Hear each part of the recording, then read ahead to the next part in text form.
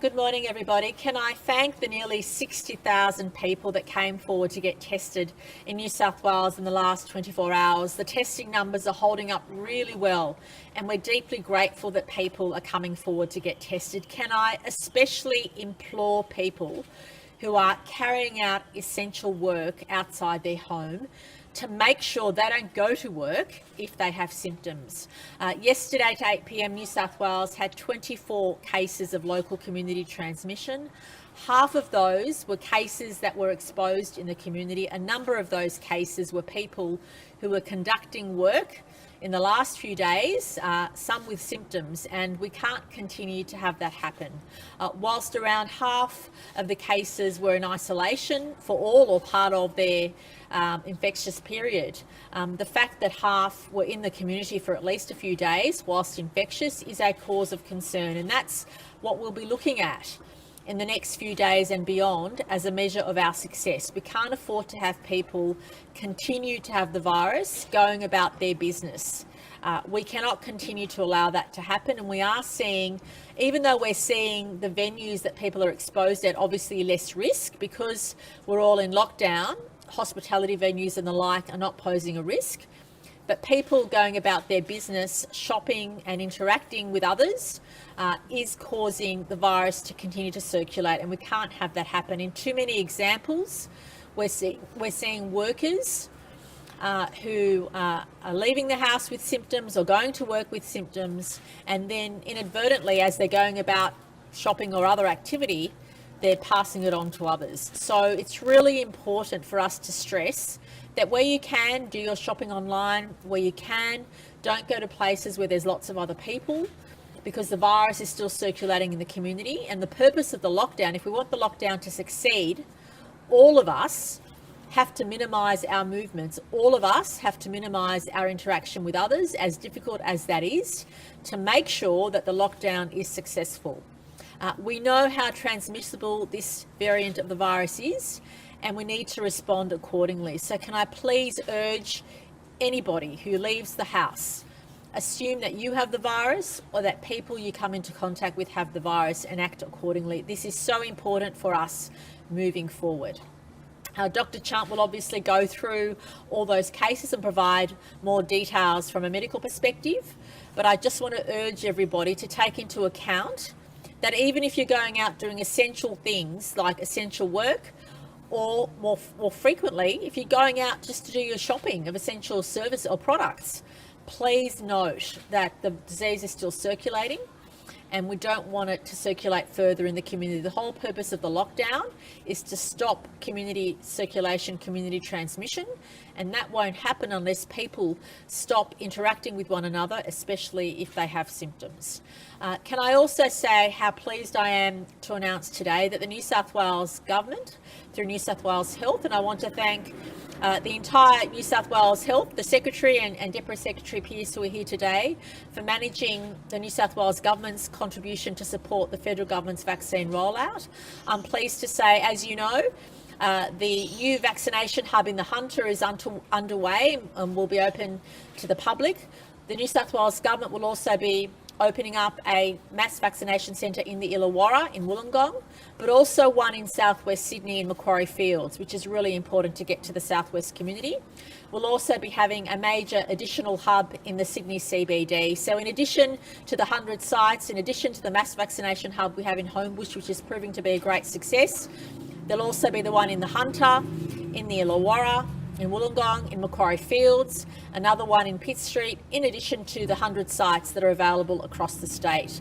We envisage that once these centres are up and running, that New South Wales Health will be able to administer up to 200,000 vaccines a week. At the moment, we're doing around 100, 110, which is a great achievement, but we know that we'll be able to get capacity up to 200,000 once these mass vaccination centres come online. I'm also pleased to say the New South Wales Government has been working with the Pharmacy Guild here in New South Wales. From 19th of July, there'll be 22 pharmacies that will be coming online, initially in our rural and regional communities where communities don't have access to any other GP or a New South Wales Government health site. In areas where there's limited rural and remote access, that's where we'll be starting the pilot with 22 pharmacies. We know the Pharmacy Guild in New South Wales is keen to do more. We know they all want to come online, and we're keen for them to do more as well. But from the 19th of July, which isn't that way away, 22 will be coming online, and we're having ongoing conversations with the Pharmacy Guild. New South Wales Health and the Pharmacy Guild are having conversations about how we can scale that up as soon as possible.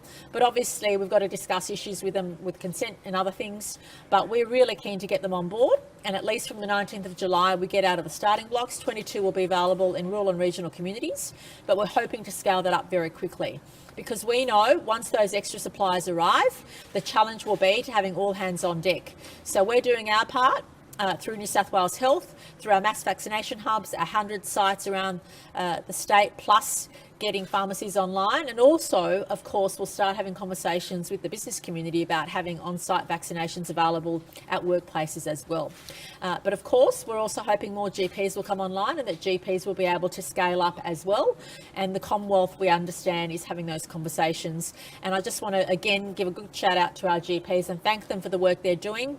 We know how critical they are to the mass vaccination or the mass vaccination rollout in New South Wales, and we're really keen to support their efforts in getting more doses to them, but through the federal government, but also getting more of them online. So I'll now ask Dr. Chant to give her update. Then Deputy Commissioner Warboys will be giving us some important information around compliance, and then we'll be taking your questions. Thank you.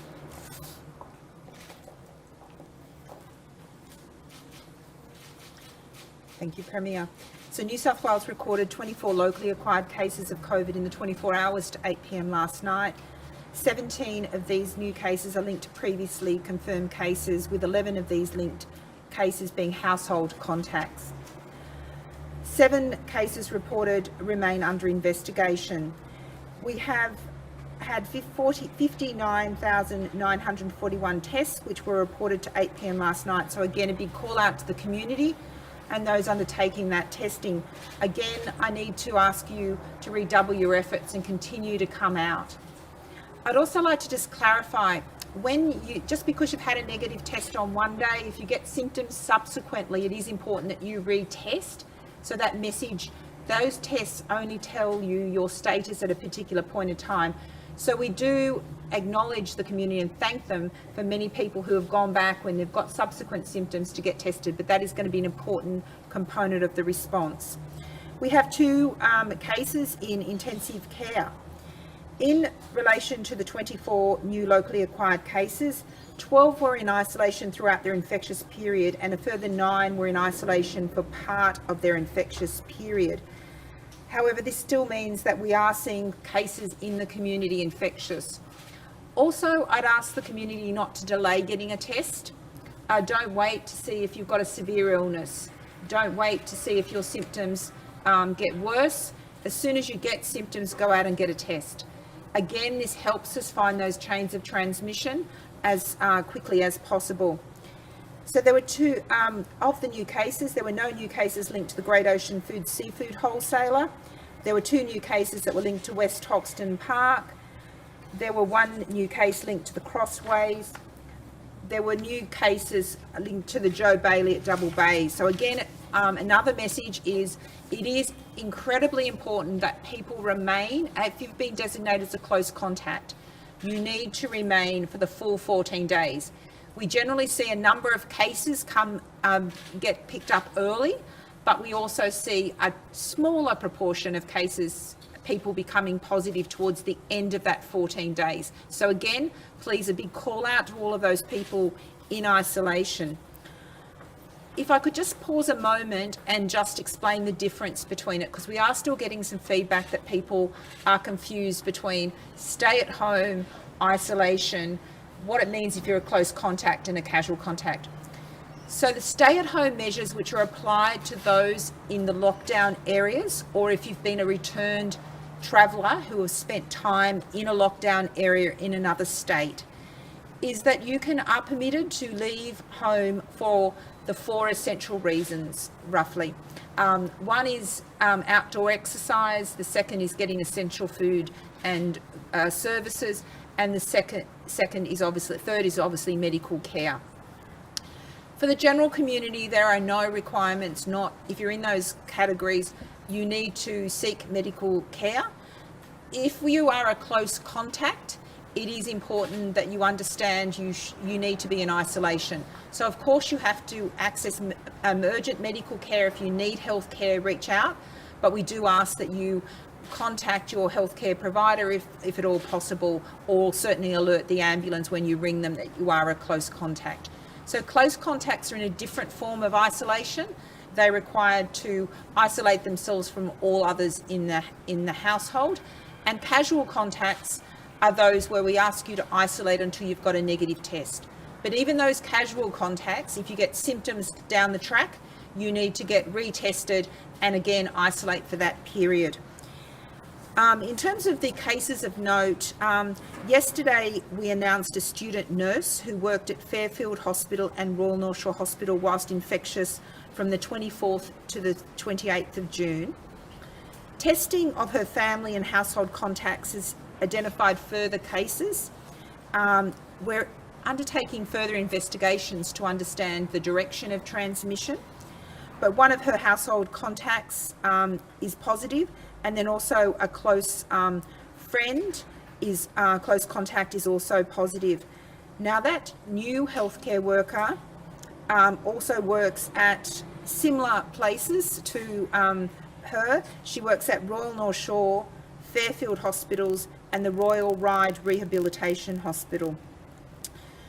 We also know that one of her other contacts works at an aged care facility in Summit Care in Baulkham Hills. But I was very pleased to be advised that around 135 out of the 149 residents at Summit Care were vaccinated, and they had concluded their Pfizer vaccination for over a month. So that's very pleasing when we do hear about that. In relation to the case, if we go now back to the student nurse that I talked about yesterday, extensive contact tracing has occurred around that nurse, and we have identified one healthcare worker who was present at the ward on the Sunday when she was close to completing her shift. That healthcare worker pleasingly had not worked whilst infectious. So that new healthcare worker that had a small crossover with this individual had been rapidly identified as a close contact and hence did not go into work yesterday and instead got tested. Those results came back, but it was pleasing that whilst in the infectious period, this person, healthcare worker, did not go to work. So again, this highlights a few key messages. We still need to maintain essential activities, and we just need people to be particularly vigilant. If you've got the mildest of symptoms, please do not go to work. Instead, get tested and isolate. Be very conscious about your movements, please, before you go out and about. Check that New South Wales Health website. In terms of further venues of concern, and this is the time when I take the opportunity to describe areas where we don't necessarily know that there's been transmission occurred, but we do know there's been infectious cases present there, and they're more difficult contact tracing venues.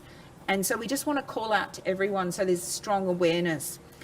So anyone who attended the Pacific Square Shopping Centre at Maroubra between June 23 and June 30, or the Auburn Central on June 28, please get tested even if you've got the most minor of symptoms, and isolate until you receive a negative test.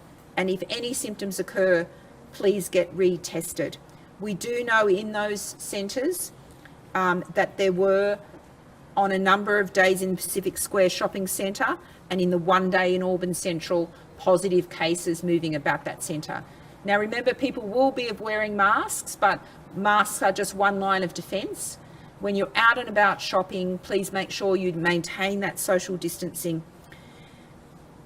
On the note of masks, we appreciate the community is wearing masks, and thank you so much. It is one line of defence, but please continue to check that your mask fits over your nose and mouth. We still are getting situations where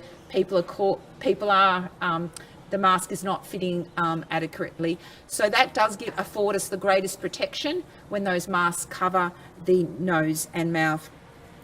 We've also had queries about essential work and goods and services, and I think I've addressed this issue. Please, the principle at the moment is we want to stop any unnecessary interactions between people outside your household group. We understand that your household will be exposed if you happen to have COVID, but what we're trying to do is make sure that your interactions don't pose anyone else at risk of you spreading it. So even when you're moving about in those retail environments, purchasing essential food, groceries, please maintain your social distancing. Wear your mask over your nose and mouth at all times, and please do not go out and about if you've got the most minimal of symptoms. In terms of other cases, we can confirm that there's been transmission on the flight that was the VA524 from the Gold Coast to Sydney on Saturday the 26th of June. We confirm that 2 passengers have now tested positive on that flight. We understand that both were isolating, but this is just still being confirmed from the second passenger. What we know is both passengers had been tested fairly promptly and had a negative test, but we're just confirming with the second case that they had remained in isolation after testing negative on that test and had been advised they were a close contact. That's our understanding. So again, this highlights the importance of us being able to find people very quickly, get them tested, and then we can be confident if they're negative that they're not a risk to the community. And also the importance of maintaining that isolation when you've been asked to do so. Thank you. Good morning. In the last 24 hours, 65 personal infringement notices were issued. One of those of concern was a hairdresser in Auburn, in the shopping area of Auburn. What police will be doing is matching our taskings to those areas and places of concern on the health website. But in particular today, I want to send a very clear message that we will double down our efforts in terms of visibility and compliance in southwestern Sydney, in particular around that Auburn, Bankstown area, in those shopping areas, the central business areas, and also back to the eastern suburbs as well. The message is quite clear that police continue to be visible in the community on public transport. We are stopping and propping many people, and again, it's just disappointing that infringements continue to be issued. Thank you. Well, we provide an explanation as to what happened with Minister Dominello. I know it was Yes. stated, but if you could just provide an explanation, please. So I think I indicated, sorry, I shall take my mask off, a bit muffled. Okay. So in relation to the Parliament House, there was a lot of concurrent activity occurring. So in terms of the venues that we had general interactions within Parliament House as a subset of interactions. We had a National Party Room meeting, we had Coalition Party Room meetings, we had the Legislative Assembly Chamber budget speech, the Legislative Assembly question time, we had ministerial office meetings and the National Party function that I referred to, as well as then visitors that had gone into the premises. So there was lots of communication occurring, and as you know, part of our major issue is to make sure everyone's aware. So there was communication that went to a large number of people related to the QR codes that checked in. So what had happened is one of our public health clinicians had identified with assistance the sort of map about which areas we were going to find as close contacts within the chamber. That was communicated, but subsequently, because there was concurrent activity going on, some of our close contact tracings and other team members were actually interviewing a number of cases in relation to those other exposure sites. So what's occurred, and I regret this, but as I said, everyone was doing the best with their best intent in trying to manage this complex workplace environment. That originally he was advised that he was a close contact, but then had an interaction with another public health official who was really referencing the exposure, that it was casual in relation to the office encounter with Minister Marshall. So that led to some confusion and miscommunication, and I regret that. As soon as it's been alerted to, we contacted the Minister. We've advised that he's had a negative test, and I can confirm that he was at no time a risk to the community.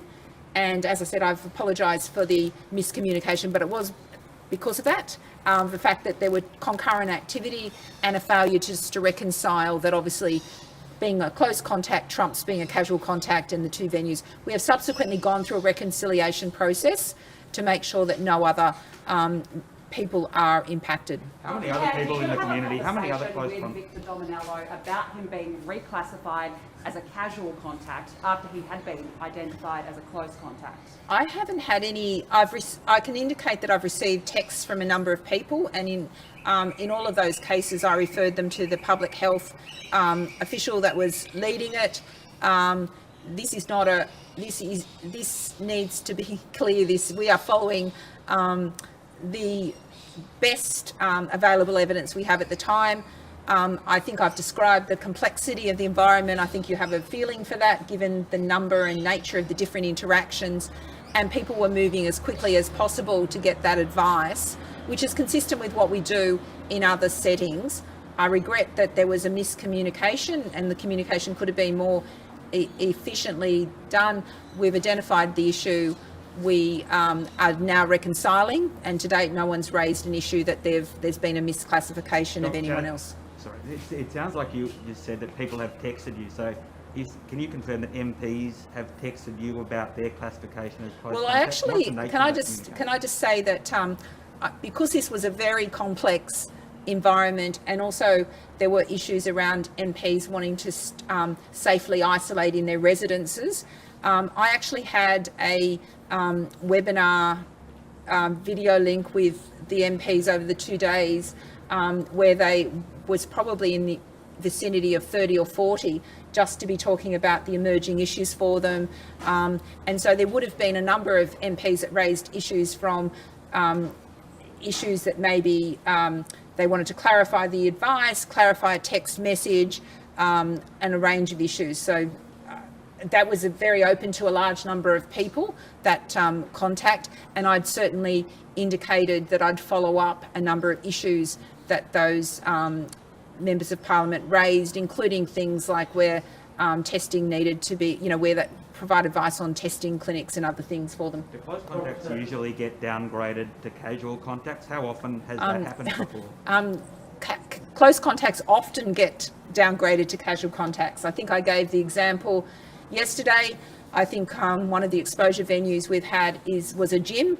I'm using the gym as an example, not because I'm trying to, I think it just explains it to the community.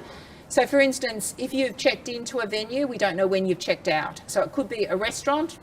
So what happens is our close contact tracers think about the setting and what would be a reasonable time frame. So for instance, it's a bit clearer where a restaurant only opens for lunch at 12 o'clock, but obviously some venues that are open for longer, we might take a very precautionary approach because people may be in, say, for instance, a gym for 4 hours or 5 hours.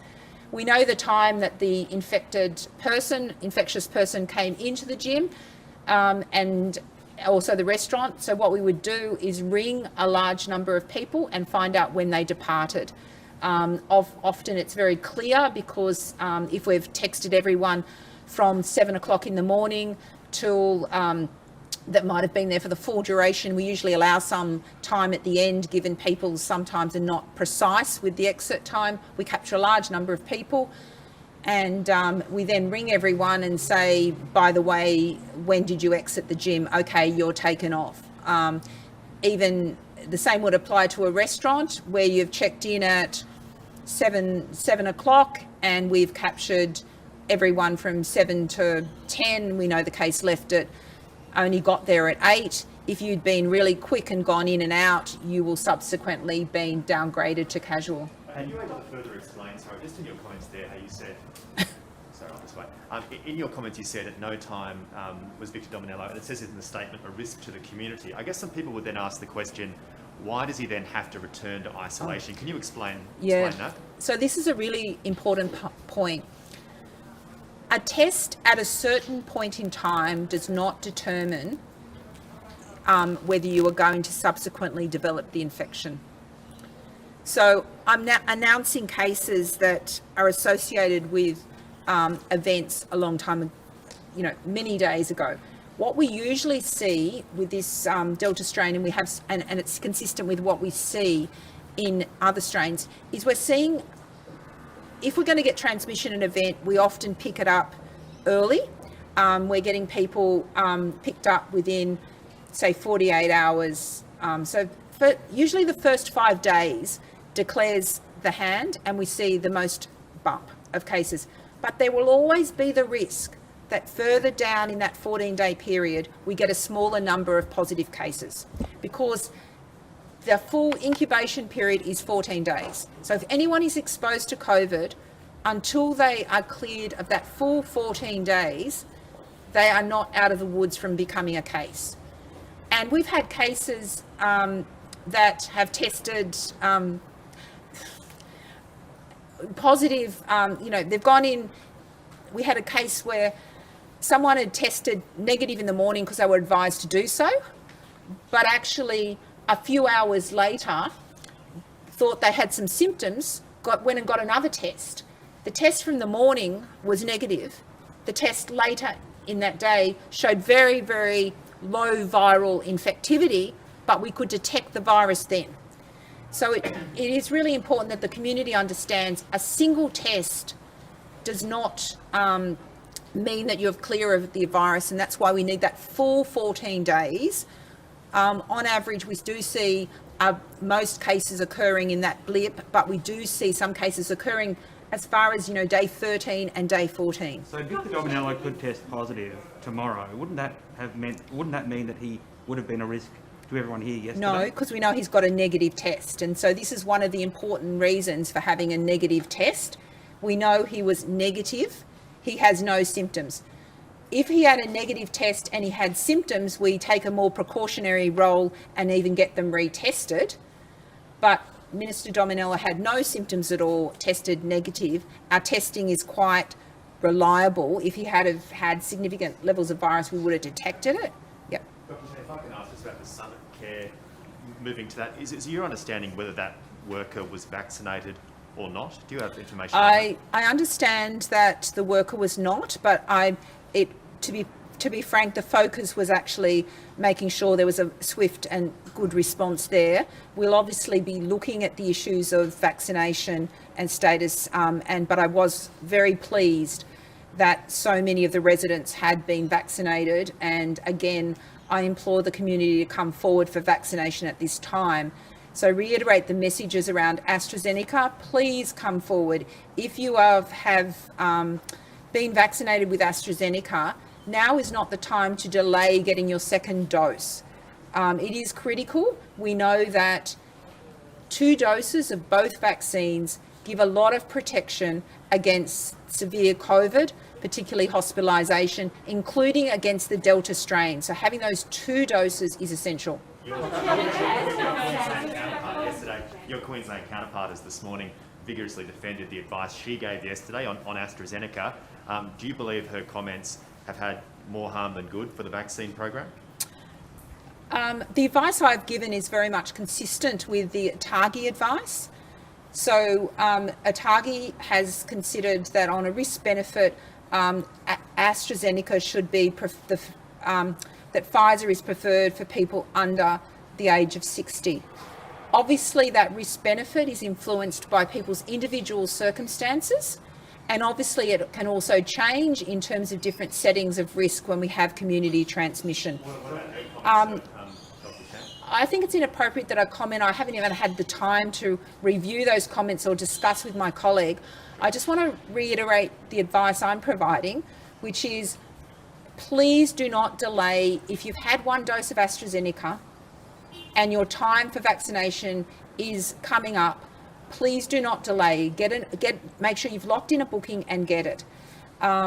In terms of, regardless of your age, the rate of disease after second dose of AstraZeneca, the issue about the thrombotic concerns is really remote. And I'd just like to say myself, the Premier and the Minister have all received our second dose. And so that gives me a level of reassurance.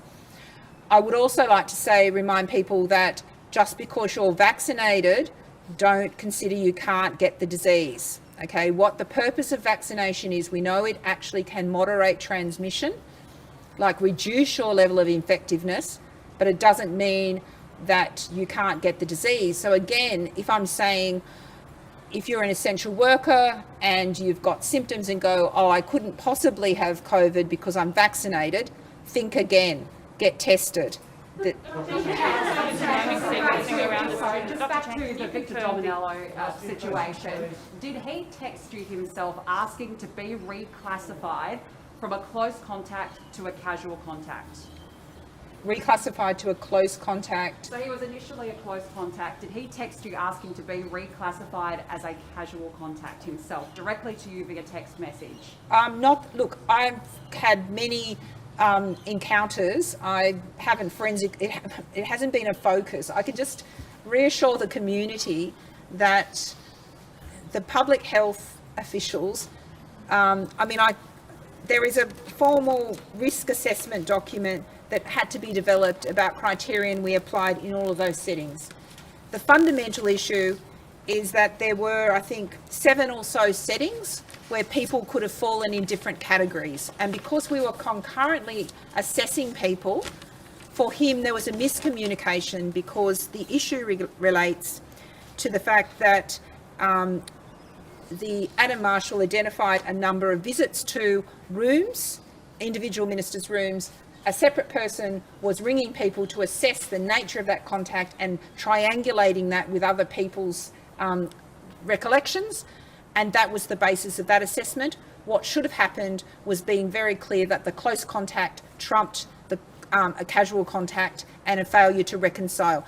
There really isn't anything more to this. I've got to say that this venue, notwithstanding its complexity, was also a lower risk concern to us because of our understanding that the Minister did test very low levels of infectiousness the subsequent day on the Wednesday at 7:45, and we did have an expert panel that ruled that no one, we couldn't exclude that from 7 a.m. on the Tuesday that he was actually infectious, but I have indicated that infectiousness was likely to increase over the day. All of those factors played into our decision making, but we took a very cautious and a conservative approach, as you would expect us to do, given the importance and mobility of that group of people. And Dr. Stewart, can you confirm the genomic sequencing around the student nurse is an exact match to the Bondi Delta strain? Okay, I can't. I'll have to check. The genomics sequencing is really, really quick. And I really want to express my gratitude to the lab.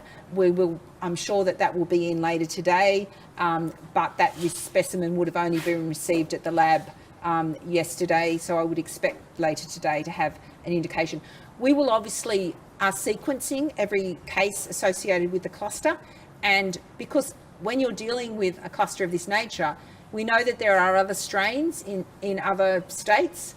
And we do need to always keep an open mind. I just remind you to the fact that during the Avalon cluster, we did have the Baralla cluster as well concurrently, so it is important that we do that genomic testing. We will announce any issues that, results that are important in terms of contact tracing or other public health response, and I'll update you tomorrow.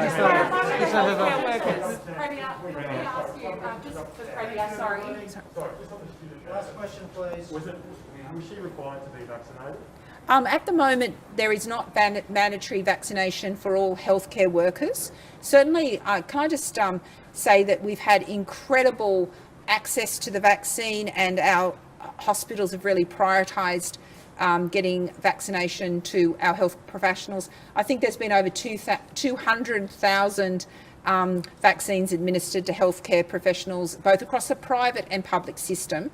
But my key message is, please take up any opportunity to get vaccinated, and please get your second dose of AstraZeneca as soon as possible. Thank you.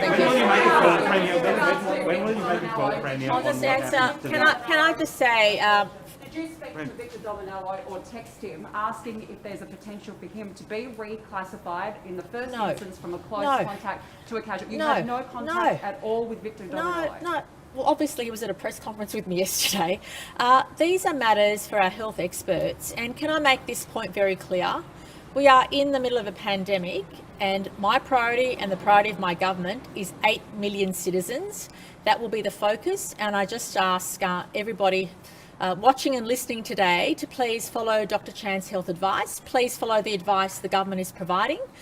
If we all work together, we will be okay. But we need everybody to please follow the health advice and focus on what matters to us in coming together to get through this. Thank you. When will you make a call on what happens with restrictions, Premier? Minister Hazard? Can we ask Minister Hazard?